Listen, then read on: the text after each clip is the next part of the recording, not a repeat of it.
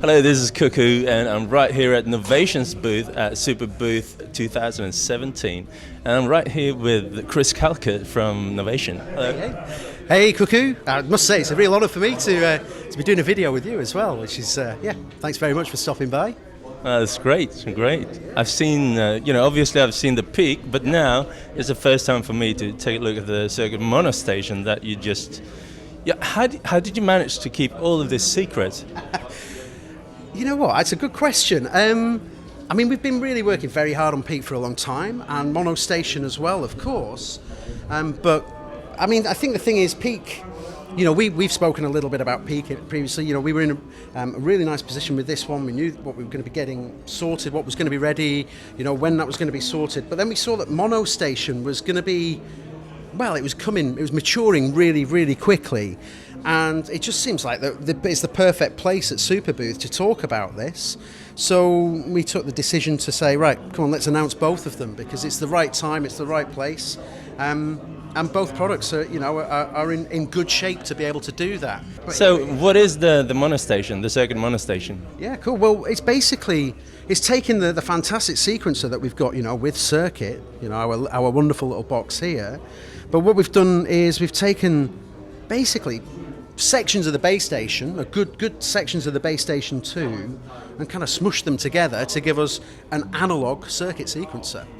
And so it's got all of the nice features that you find on Circuit, but also now we've got a different synth engine. So really it's not kind of Circuit 2 or Circuit Pro or anything like this. It's just completely different. This is just our new Circuit offering. And it's a different circuit flavor. So we've got developments on both sides, on the circuit side, on the sequencer, but also on the synthesizer as well up at the top. So what does it sound like? I guess if we just listen to that waveform stuff, here is so I'm just going to move to a chromatic keyboard. So we've got a traditional waveforms here, sawtooth, square. And actually, if I just put a note on here, let's just get a long note on there. So if I hold Shift, we've got our pulse width there as well. So we've got a square wave with pulse width as well. And actually, what's really nice is if I hit the record button and maybe start to automate that. So you can hear there, that's me automating the pulse width manually, but of course we can modulate it using our modulation matrix up here.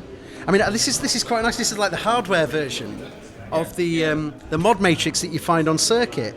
So we've got four sources: envelope, LFO, the mod sequencer here. So we have a separate sequencer that we can fire out of the modulation matrix, and we can also use our velocity values as well. To access different points on the synthesizer. So we have pitch, pulse width modulation, the amplifier, the filter, distortion, so that's this distortion circuit here, and this, which is also a really nice thing, auxiliary CV. And on auxiliary CV, you'll see on the back here, we've got CV and gate, auxiliary CV, so we can actually sequence directly out of there as well as sending note and gate data. Analog clock in, out and through on the MIDI. So this can just sit in the middle of your MIDI chain now, which is really nice with the through. It's a fantastic addition. And this is one of my favourite little hidden features, if you like. Well, not even that hidden, but here it is. It's the audio input here. What do you do with the audio input? Right. Well, I'll tell you what. I'll just go to a basic session again, and I'm just going to put a single note on here, and just put a long gate, and turn the oscillator down. So basically the amplifier is open now, and if I just put let's just...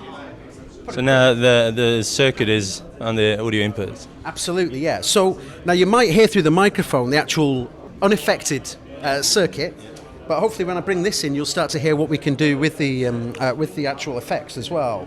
So we've just got a basic pattern there. Let me just change. Okay, so let's bring this in now. You can hear a little bit of phasing because you've got both signals, but if I just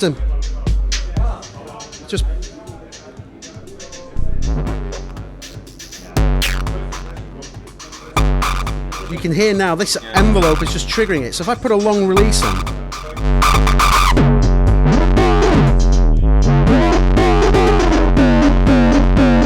now again, of course, we've got the record button here. So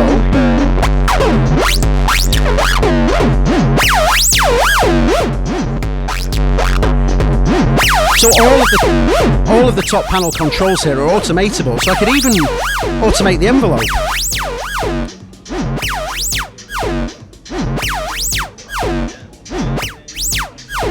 So, yes, I mean the audio input here is really powerful thing, and it's running through this, the analog filter. It's a variable state filter, band pass, high pass, low pass, 24 dB per octave, 12 dB per octave. If we want to, you can disconnect oscillator 2 and the noise generators from the filter, so you can kind of keep, for example, you could even kind of automate it so you get the noise just to come through as like a hi-hat sound. You can create kind of drum beats. I think I did one last night. This was just me after 2 beers last night, so I don't know exactly what this will sound like, but interesting, I guess. And if you look at all the automation that's going on, you can see all the different automations there. Let's have a look at the sequence. So, yeah. So, how many tracks are there? Okay, good question. Yeah. It's 2 oscillators. Yeah. Now, those 2 oscillators can be co-joined in a traditional mono synth style, or we can separate out the pitches of the oscillators and trigger those discretely, so separately. So oscillator, well, in fact, again, let me just go to a fresh sequence. Here is oscillator 1. I'm just going to put that here. And here's oscillator 2. Now, you see it's not triggering the amplifier here. Well, it's not turned up, but if I turn it up, it's not triggering the amplifier because there's only one amplifier, there's only one filter, so oscillator 1 is doing that. But if I go to paraphonic mode, now I can trigger it. So, I guess, I'll just very quickly just put some notes in here.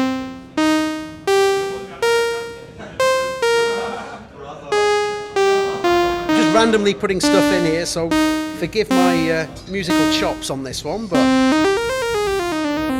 So there we've got oscillator 1 there, being triggered. Now if I go to oscillator 2...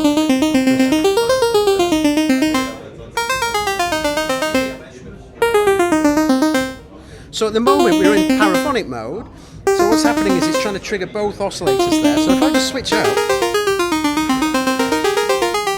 so you can hear now, the 2 oscillators are actually acting separately there, which is really quite a nice thing. We've also got oscillator sync on here, this is quite nice. So if let's see, we've got, maybe just change the octave there. Yeah, so you can turn on oscillator sync, and also, yeah, a sub oscillator as well, noise, and finally ring modulator, which when you've got a paraphonic instrument, ring modulation is really interesting because sure, you're changing pitches of the different oscillators, but obviously the ring modulation is the interaction between those oscillators. And by changing the pitch, you're changing timbre as well. So it's got some really interesting features there. On the circuit side as well, there's been a few developments there as well. So one of the big things is the pattern settings page here. Now on the pattern settings page, I've got different sort of clock speeds for the sequencer. So oscillator 1. If I just change that to this clock speed now. And we've got triplets on there as well, so the all-important triplet that that circuit doesn't have, we've got now with mono station, which is really cool. Different playback directions as well, so we can go backwards or forwards backwards. We can set a start and end point now, so there's the end point, if I press here I get the start point. So you can get some more interesting kind of sequences just from using this. So yeah, patches as well. We can save and manage our patches directly on the box as well. Very good. So yeah, and of course, and the CV you showed me. Yeah. How could the CV be implemented here? Okay, so I have to say at the moment this is super raw firmware. As I say, there's a lot of stuff to go in. Yeah. And what at the moment the CV outputs is coming from oscillator 1. So the note and gate information at the moment is coming from oscillator 1. But the auxiliary CV stuff, I mean, you can send whatever you like to that. So, if you wanted to connect your modular synth, CV and gate, then you've got your sequencer here.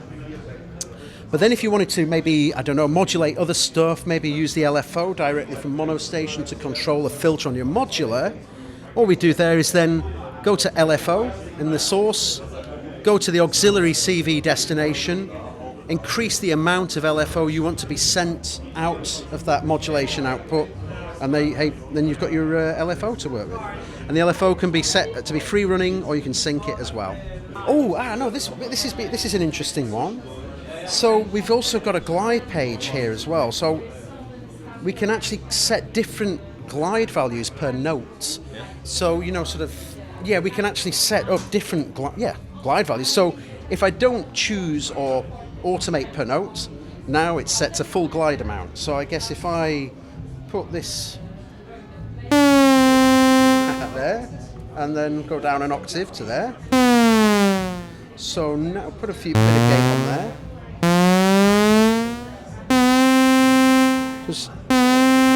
So this is the first time I've tried this, so this may work, it may not, let's find out. But if I now go to glide mode, maybe on this one I want this glide. Okay, but maybe on this one I want this to be set to, maybe this one's set to full.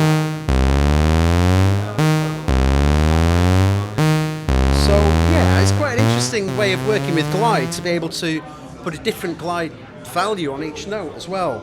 And once again, when you start to work with the paraphonic side of things, and you've got one oscillator gliding and the other maybe staying static and this sort of thing. So they got individual glides? Yeah, exactly. Yeah. And also that's per oscillator as well. So oscillator 2 can have completely independent glide values from oscillator 1. Other little things as well. For example, if I press oscillator 1 and 2 together, I can now play the two oscillators together. I need to switch that to paraphonic. And then if I can, so for example now.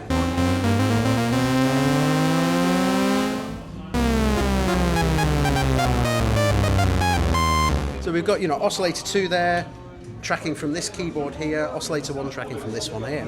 So it's nice. Cool. Mutate. The last one, I guess. Okay. Mutate's nice as well. I'll just go back to my note page here. In fact, I'm going to start afresh again. And just let's go like this. Okay. So I'm just going to put a load of the same note there. Load of the same note there. There. And there. So basic sequence then, but mutate just basically randomizes the note order. And if you do a little thing like this, you've got these kind of sort of longer phrases, and then you put the mutate on, you can get some really quite interesting results. So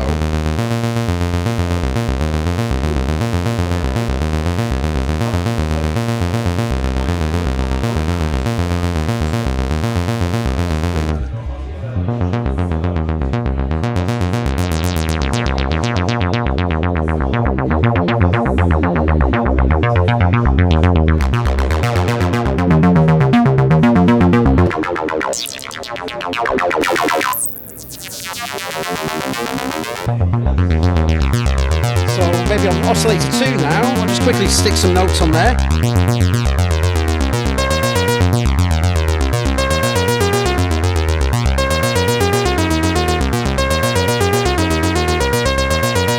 So of course we've got the two oscillators running there. If I go into paraphonic mode, basically it's now only going to trigger with the oscillator 1 and the envelope, like this. But if I take it off, of course, oscillator 1 is always triggering the envelope, like so. And again, if I just mutate the second oscillator now, we'll get some different patterns.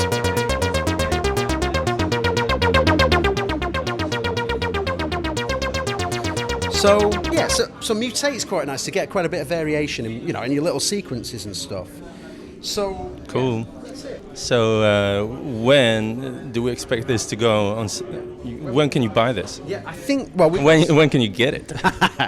well, it's going to be June. I think it's going to be mid-June when we start to see these out in the stores. I mean, there's a little bit of a way to go, but as I say, the guys that are working on it are just doing an incredible job, and you know, it's moving on swiftly. And yeah, it's not going to be too long before we're in a position where it's going to be in the stores. I would say mid June or something like that. Yeah, and price wise as well, it's going to be around. I think it's going to be about $499, something like that. So yeah, but it's a lot of fun, and also it's just a really nice thing to pair up with something else as well. That's one thing I really enjoy about it.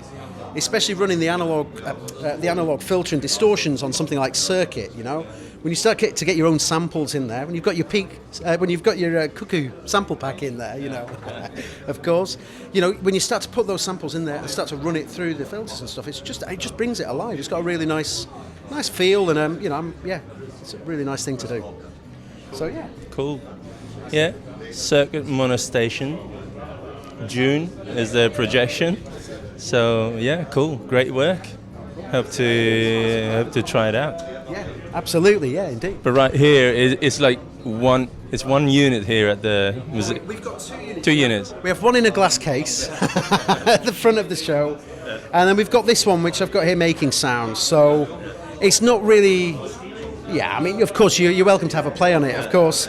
But you know, I think it's wise if I stand near this one most of the time. I think at this point, yeah. Oh, cool. Thanks so much for your time. My pleasure. Yeah. See you soon. Cheers. Thanks a lot. Cheers, Cookie.